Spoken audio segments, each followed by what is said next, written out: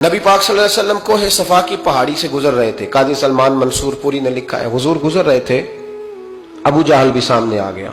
आते ही कहने लगा, दीन की तबलीग छोड़नी है कि नहीं छोड़नी, बाज आने है कि नहीं। हुजूर खामोश रहे।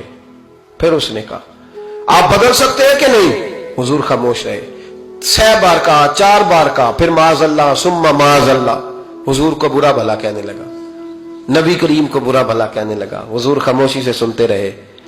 ये जो जवाब बंदा नहीं ना देता, ये भी बहुत बड़ी सजा होती है। उसे समझ ना आई। जब हुजूर देर तक खामोश रहे तो गुस्से में लाल पीला, बोलते क्यों नहीं।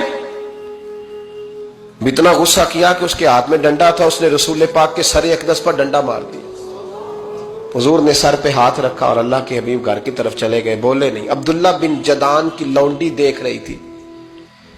वो नीचे उतरी पहाड़ी से तो हजरत अमीर हमजा हुजूर के चचा शिकार खेल के आ रहे। वो खातून सामने जाके खड़ी हो गई, कहने लगी, अमीर हमजा, मोहम्मद इब्ने अब्दुल्ला सल्लल्लाहु अलैहि वसल्लम को अबू जहल इसलिए मारता है कि उनका वालिद कोई नहीं, कोई पूछेगा नहीं, बरादरी सारी मुखालिफ हो गई, इसलिए मारता है। तू बड़ा दलेर है, शिकार खेलता है, भतीजे का नहीं पता। ये ना होते हैं, चचा को भी बड़ा ही प्यार होता है भतीजों से। डरते हैं कई दफा लोग बीवी से, दाएं बाएं वालों से बात नहीं करते, लेकिन ना भाई के बच्चे भी प्यारे लगते हैं। मेरे अपने वालिद के पोते, वो प्यारे लगते आते जाते। जब औलाद के सामने खिलाफ बातें कर लेता है ना, लेकिन उनका दुख भी अपना ही होता है, उनकी तकलीफें भी।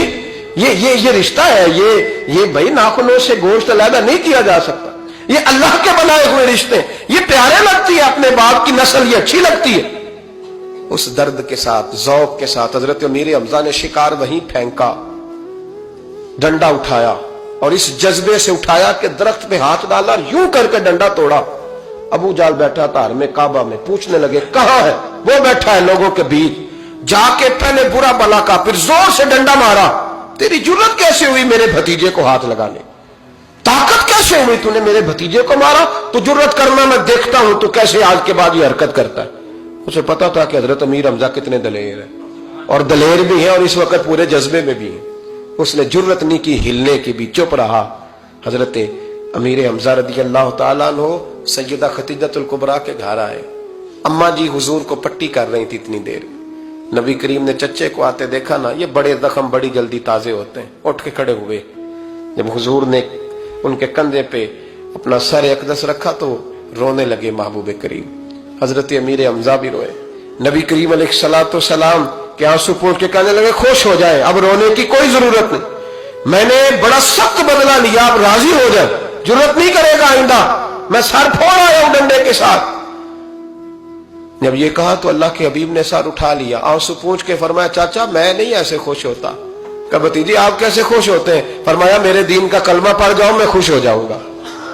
दीन में आओ, गुलामी करो, दीन की ड्यूटी करो, मुसलमान बनो, नमाजी बनो, नेक बनो, सुन्नत शरीयत की पाबंदी करो, मैं इससे राजी होता हूं।